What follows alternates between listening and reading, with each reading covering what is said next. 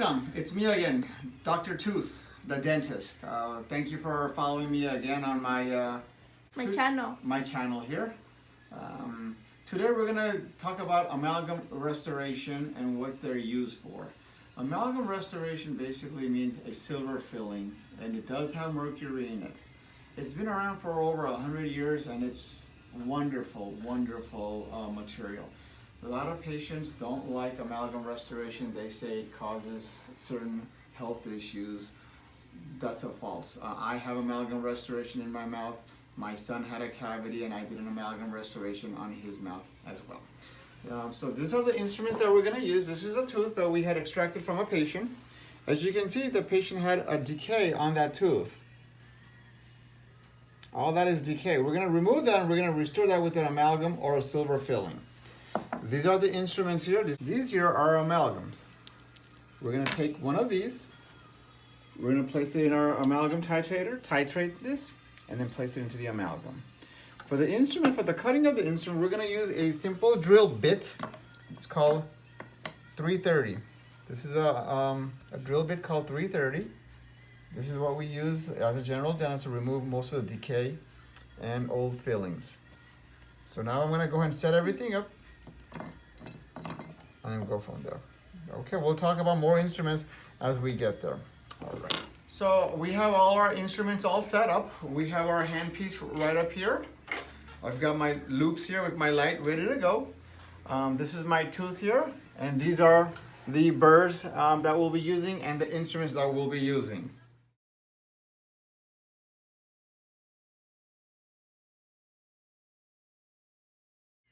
All right, so this is my 330 burr. We're gonna go ahead and remove the decay. Basically what we do here is we just follow the groove here. We're gonna go ahead and follow the groove here. You ready, Jackie? Yeah.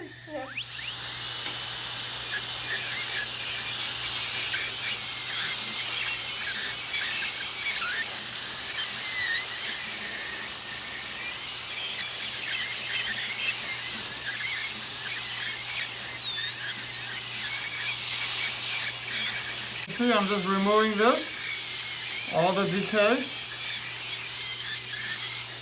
Once I have done that, I'm going to go ahead and dry this tooth off.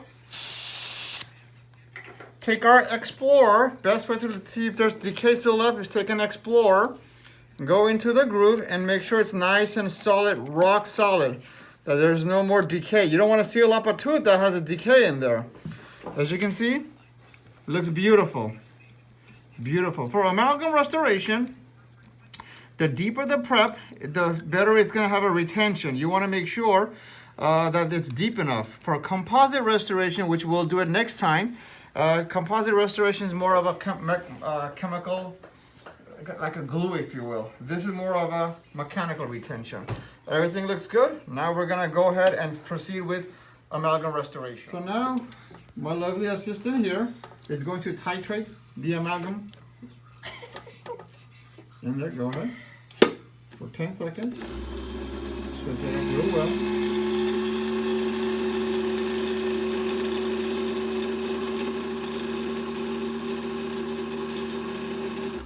Okay. This is an amalgam well.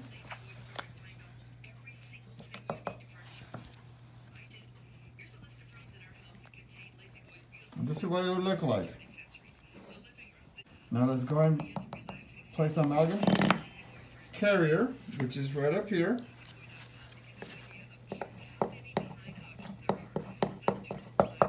Hand it to me. We'll go ahead and place the amalgam right into the grooves. Place that in real nicely here. Then we take a small condenser. We have two, a medium and a small. We take a small, and we just basically pack this amalgam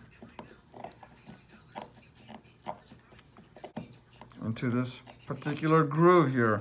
Since I need some more, I'm going to go back and I'm going to carry some more in here. Place it in here. Go back with my condenser. Now when we practice, we have an amalgam separator, so we can't just put this in any particular place. It has to be specifically designed to remove this excess waste. That's why a lot of offices don't do this anymore. I'll occasionally do this on certain patients here and there, on geriatrics, on kids who have a lot of decay, poor oral hygiene. But you gotta have a proper way to dispense and get rid of all this excess. We don't want this to go into the ocean. It's very not good for you.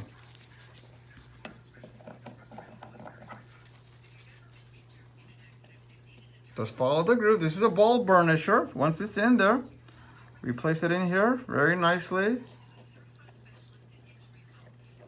And once we have this, we'll take our carver, or also known as cleoid discoid,